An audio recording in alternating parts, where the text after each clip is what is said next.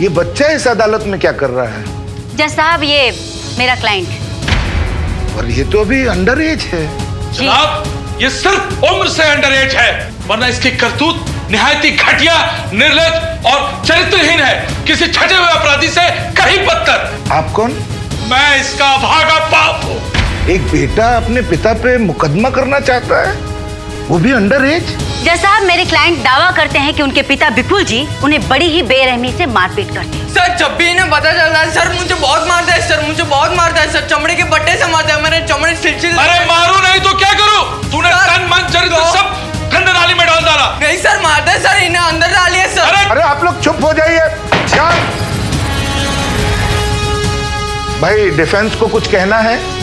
Your honour, हमारी दलील है कि ये मार बहुत जरूरी है नकुल को बुरी आदत से बचाने के लिए। वकील साहब, एक बच्चे पर हाथ उठाना क्या इससे भी बड़ी कोई बुरी आदत हो सकती है? बार बार वो करना वो सिर्फ बुरी आदत नहीं है बल्कि सरासर पाप है। जैसा वो मैं तो अपने मुंह से बोल भी नहीं पाऊंगा। आप लड़के के पिता के मुंह से खुद ही सुन लें। मैं मारना नहीं चाहता हूँ, ये मेरी मजबूरी है।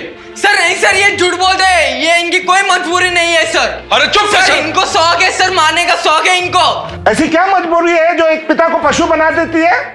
From father to beast? कैसे बताऊं जनाब, बताने में भी मेरी जबान कांप रही है।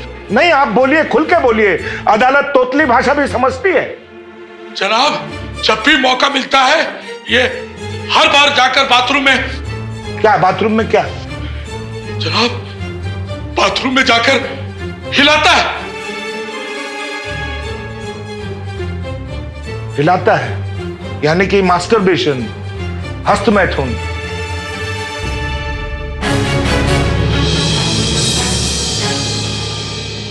जज साहब, मास्टरबेशन या हस्तमैथुन ये कोई कानूनी जुर्म नहीं है, लेकिन हाँ, किसी नाबालिग पर हाथ उठाना, उसे मारना, ये सरासर जुर्म है। असॉल्ट, चाइल्ड अब्यूज का सीधे सीधे केस बनता है। जज साहब, माना योर ऑनर, माना, मगर अपनी औलाद की परवरिश का सारा दारोमदार सिर्फ और सिर्फ एक बाप पर होता है। अपने बेटे के चरित्र को पावन रखने के लिए उठाया हुआ हर हाथ, हर कदम जायज है और यही हमारा दावा है। जज साहब, चाल चलन चरित्र किसी भी बच्चे का माता पिता द्वारा दिए गए संस्कारों से बनता है, ना कि मास्टरबेशन। जज साहब, मैं अपने पहले गवाह को पेश करने की इजाजत चाहती हूँ। इजाजत है। नमस्ते जज साहब। नमस्ते। फास्ट। डॉक्टर साहब, सबसे पहले तो आप अदालत को ये बताएं कि क्या मास्टरबेशन करना सेहत के लिए हानिकारक है? It is injurious to health? जी नहीं, मेडिकल साइंस ने सालों पहले यह सिद्ध किया है कि ये एक नॉर्मल चीज है। मेडिकल रिसर्च हमें यह बताता है कि लगभग 80% लोगों ने इसका एक बार तो तजुर्बा लिया ही है, फिर चाहे वो औरत हो या मर्द। That's all, Your Honor. अब ये अदालत को तय करना है कि अदालत किसी भी नॉर्मल और नेचुरल बात के लिए किसी को सजा का हकदार मानती है या नहीं।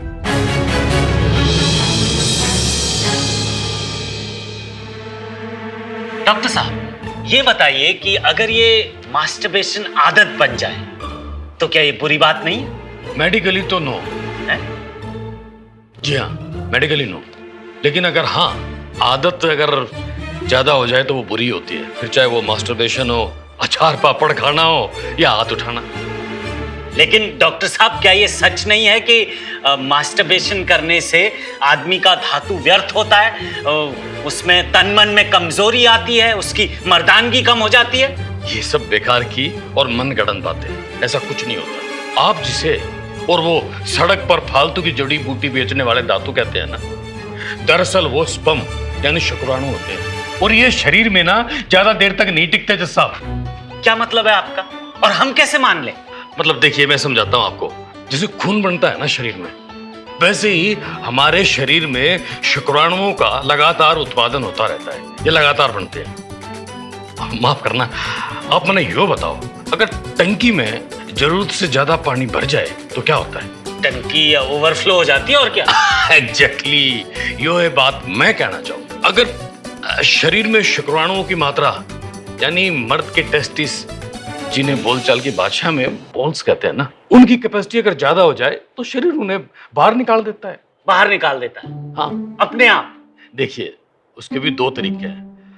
अगर आप लोगों की भाषा में या बात समझाई जाए उस तरह से तो ये हिलाकर भी बाहर निकाला जा सकता है और फिर अपने आप भी निकल जाता है। कोई अगर ऐसा नहीं करे तो जी ये रात को सोते हुए अपने आप बह जाते हैं, जिसे हम स्वप्न दोष या नाइटफॉल कहते हैं। क्योंकि कुदरत ने इंसान को बनाया ही ऐसा है कि ये जो शुक्राणु यानी स्पर्म होते हैं, इनको निकलना ही होता है। अब चाहे इनको अपनी मर्जी से निकालो या बिना मर्जी के, लेकिन इनको निकलना ही है। तो आप कह रहे हैं कि मास्टरबेशन एक अच्छी चीज है? ये नॉर्मल चीज है। अच्छा बुरा तो हमारे मन का वहम है। मेरा तो मानना है कि जब शरीर में उत्तेजना हो ना, when you are sexually aroused, it is just normal part of growing up. नहीं, ये बताइए डॉक्टर साहब, क्या मास्टरबेशन का कोई नुकसान नहीं है मानसिक रूप से भी? नहीं, मानसिक रूप से तो इसका बहुत ही बुरा प्रभाव पड़ता है जी, और इसके लिए जिम्मेदार समाज और अंधविश्वास है। मतलब गिल्ट फील मतलब उसको दोषी ठहराना। अब एक बच्चा है बेचारा, मासूम सा, उसके शरीर का विकास हो रहा है, वो उसे समझना चाहता है, वो इस उलझन में फंसा है, और हम लोग जो हैं उसको सच्चाई बताते नहीं हैं। उसके मासूम से मन में ये कूड़ा कचरा भर देते हैं। जैसा मास्टरबेशन यानी हस्तमैथुन जब बच्चा करता है तो उसे कहा जाता है कि तेरे चेहरे पे पिंपल आ जाएंगे, तू अंधा हो जाएगा, शरीर कमजोर हो जाएगा, तू सेक्स करने लायक नहीं रहेगा, मतलब मर्दानगी कम हो जाएगी। ये सब ढकोसले हैं, माया जाल है, झूठ है, ये मन गढ़ंत कहानियां हैं। It's a social trap. अपने बच्चों को सच्चाई बताओ, उन्हें अंधेरे में मत धकेलो, उन्हें उजाले की तरफ लेके आओ, पिता बनो, दोस्त बनो उनके। हाँ, ठीक है डॉक्टर साहब, आप अपनी जगह पे बैठ सकते हैं। कुछ कहना है आपको? ये सारी बातें तो सबसे पहले हम पेरेंट्स को जानना चाहिए।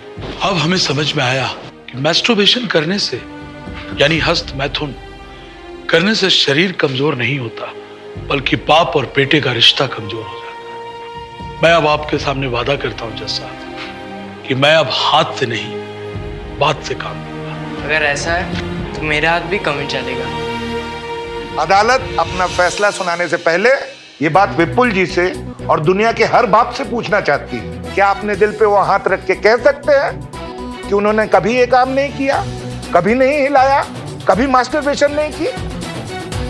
Case dismiss. 1 मिनट जज साहब, 1 मिनट। अब क्या है? एक सेल्फी हो जाए? क्यों नहीं?